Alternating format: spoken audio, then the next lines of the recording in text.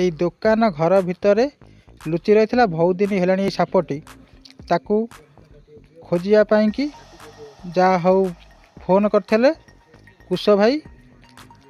ତାଙ୍କ ଦୋକାନ ମଧ୍ୟରେ ଆସି ପହଞ୍ଚିଲା ପରେ ଖୋଜା ଚାଲିଛି। ଏପର୍ଯ୍ୟନ୍ତ ସାପଟିକୁ ମୁଁ ଦେଖିପାରୁନି କେଉଁଠି ଅଛି। ତାପରେ କହୁଛନ୍ତି କି ସାପ ଏଟା ତ ଜଣାପଡ଼ିନି, ବାହାରିଲା ପରେ ଜଣାପଡ଼ିବ। ହଁ ସାପ ଦେଖାଗଲା। ହଁ ଲାଞ୍ଜୁର ଦେଖାଗଲାଣି। ବହୁତ ବଡ଼ ସାପଟା। ଏତେ ବଡ଼ ସାପ।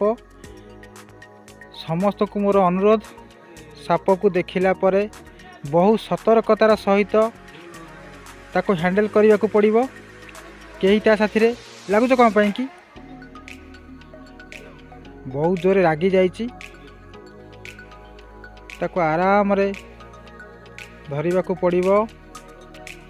ତାକୁ ନେଇ ଦୂର ସ୍ଥାନରେ ଅରଣ୍ୟ ଭିତରେ ତାକୁ ଛାଡ଼ିବାକୁ ପଡ଼ିବ। ଦେଖନ୍ତୁ ସାପଟି ବହୁତ ଜୋରେ ରାଗି ଯାଇଛି। ସେ ପୁରା ଭୟଭୀତ ଅଛି। ତାକୁ ବହୁତ ହୁସିଆରି ସହିତ ଏଠୁ ବାହାର କରି ନେଇଯିବା। ତେଣୁ ସମସ୍ତଙ୍କୁ ମୋର ଅନୁରୋଧ, ସାପ ସାଥିରେ ଖେଳନ୍ତୁ ନାହିଁ। ଯେଉଁଠି ବି ଆପଣ ଘର ଭିତରେ ସାପ ଦେଖୁଛନ୍ତି, ସ୍ୱୀକୃତିପ୍ରାପ୍ତ ସାପ ଧରାଳୀମାନଙ୍କୁ ଡାକନ୍ତୁ।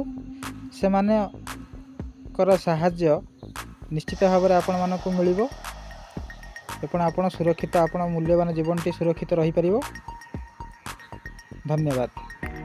ତାହେଲେ ଆସନ୍ତୁ ଦେଖିବା ଏଥର এই ବିଶାଳକାୟ ସାପର ରେସ୍କ୍ୟୁ।